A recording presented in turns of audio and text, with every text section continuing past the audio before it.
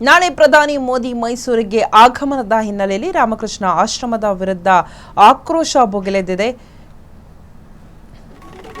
ನಾಳೆ ಪ್ರಧಾನಿ ಮೋದಿ ಮೈಸೂರಿಗೆ ಆಗಮನ ಹಿನ್ನೆಲೆ ರಾಮಕೃಷ್ಣ ಆಶ್ರಮದ ವಿರುದ್ಧ ಭುಗಿಲೆದ್ದ ಆಕ್ರೋಶ.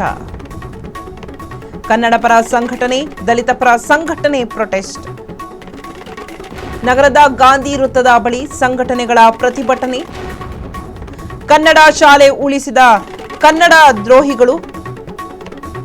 ರಾಜ್ಯದ ಮೊದಲ ಹೆಣ್ಣು ಮಕ್ಕಳು ಶಾಲೆ ನುಗ್ಗಿದ ಕಳ್ಳರು.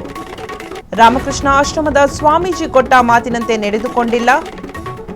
ರಾಮಕೃಷ್ಣ ಆಶ್ರಮದ ವಿರುದ್ಧ ಸಂಘಟನೆಗಳು ಆಕ್ರೋಶ. ನಾಳೆ ಪ್ರಧಾನಿ ಮೋದಿಯವರು ಮೈಸೂರಿಗೆ ಆಗಮಿಸ್ತಾ ಇದ್ದಾರೆ. ಈ ಹಿನ್ನೆಲೆಯಲ್ಲಿ ರಾಮಕೃಷ್ಣ ಆಶ್ರಮದ ಸುತ್ತ ಭುಗಿಲೆದ್ದಿದ್ದಾರೆ, ಆಕ್ರೋಶವನ್ನು ವ್ಯಕ್ತಪಡಿಸ್ತಾ ಇದ್ದಾರೆ. ನೀವು ಗಮನಿಸ್ತಾ ಇರಬಹುದು ವಿಜುವಲ್ಸ್ ನಲ್ಲಿ ರಾಮಕೃಷ್ಣ ಆಶ್ರಮದ ವಿರುದ್ಧ ಅಂದರೆ ಅದರ ಪಕ್ಕದಲ್ಲಿ ಪ್ರತಿಭಟನೆಯನ್ನ ಮಾಡ್ತಾ ಇದ್ದಾರೆ, ತಮ್ಮ ಆಕ್ರೋಶವನ್ನ ಹೊರ ಹಾಕ್ತಾ ಇದ್ದಾರೆ. ಕನ್ನಡ ಪರ ಸಂಘಟನೆಗಳು, ದಲಿತ ಪರ ಸಂಘಟನೆಗಳು ಪ್ರೊಟೆಸ್ಟ್ ಅನ್ನ ಮಾಡ್ತಾ ಇದ್ದಾರೆ, ಧಿಕ್ಕಾರವನ್ನ ಕೂಗ್ತಾ ಇದ್ದಾರೆ. ಕನ್ನಡ ದ್ರೋಹಿ ಮಠದ ಸ್ವಾಮೀಜಿಗಳಿಗೆ ಧಿಕ್ಕಾರ ಧಿಕ್ಕಾರ. ವಚನ ಭ್ರಷ್ಟ ಸ್ವಾಮಿ ಯಾತಕ್ಕಾಗಿ ಧಿಕ್ಕಾರ. ಸ್ವಾಮಿ ವಿವೇಕಾನಂದರ ಹೆಸರಿಗೆ ಮಸಿ ಬಳಿಯುತ್ತಿರುವ ಮೈಸೂರಿಗೆ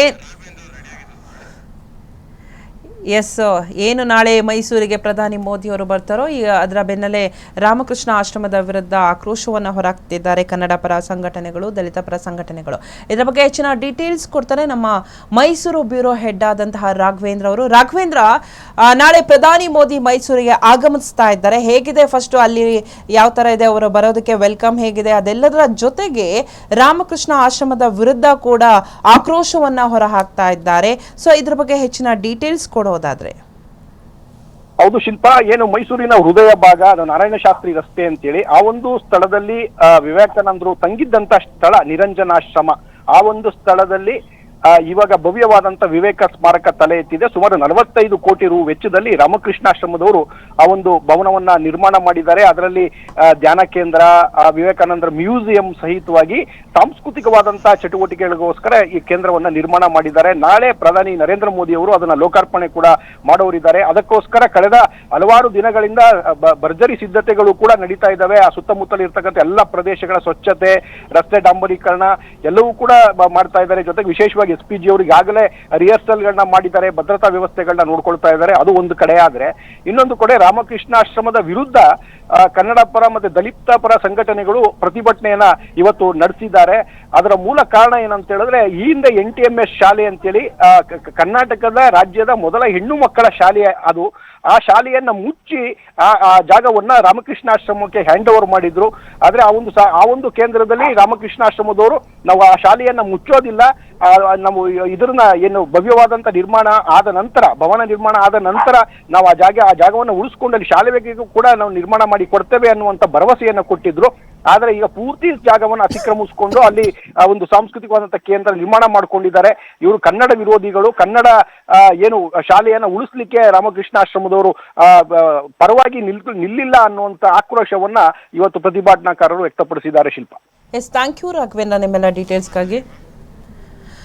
ನಾಳೆ ಮೈಸೂರಿಗೆ ಪ್ರಧಾನಿ ಮೋದಿ ಅವರು ಆಗಮಿಸ್ತಾ ಇದ್ದಾರೆ. ಈ ಹಿನ್ನೆಲೆಯಲ್ಲಿ ಸಾಕಷ್ಟು ಬಿಗಿ ಭದ್ರತೆ ಸಹ ಇದೆ. ಇದರ ಜೊತೆಗೆ ರಾಮಕೃಷ್ಣ ಆಶ್ರಮದ ವಿರುದ್ಧವೂ ಕೂಡ ಆಕ್ರೋಶವನ್ನು ಹೊರಹಾಕಿದ್ದಾರೆ ಕನ್ನಡ ಪರ ಸಂಘಟನೆಗಳು ಹಾಗೆ ದಲಿತ ಪರ ಸಂಘಟನೆಯವರು. ಯಾಕಂತೇಳಿ ಅವರು ಕನ್ನಡದ ವಿರೋಧಿ ಆಗಿದ್ರು ಅನ್ನುವಂತಹ ಕಾರಣಕ್ಕಾಗಿ ರಾಮಕೃಷ್ಣ ಆಶ್ರಮದ ವಿರುದ್ಧ ಆಕ್ರೋಶ ಈಗ ಭುಗಿಲೆದ್ದಿದೆ. ಪ್ರತಿಭಟನೆಯನ್ನ ಮಾಡ್ತಾ ಇದ್ದಾರೆ ಕನ್ನಡ ಪರ ಸಂಘಟನೆಯವರು ಹಾಗೆ ದಲಿತ ಪರ ಸಂಘಟನೆಯವರು. ಪ್ರೊಟೆಸ್ಟ್ ಅನ್ನ ಮಾಡ್ತಾ ಇದ್ದಾರೆ, ಒಂದಷ್ಟು ಧಿಕ್ಕಾರವನ್ನ ಕೂಗ್ತಾ ಇದ್ದಾರೆ. ಯಾಕಂದ್ರೆ ಕನ್ನಡದ ದ್ರೋಹಿ ಅಂತ ಹೇಳಿ ನಗರದ ಗಾಂಧಿ ವೃತ್ತದ ಬಳಿ ಸಂಘಟನೆಗಳು ಪ್ರತಿಭಟನೆಯನ್ನ ಮಾಡ್ತಾ ಇದ್ದಾರೆ.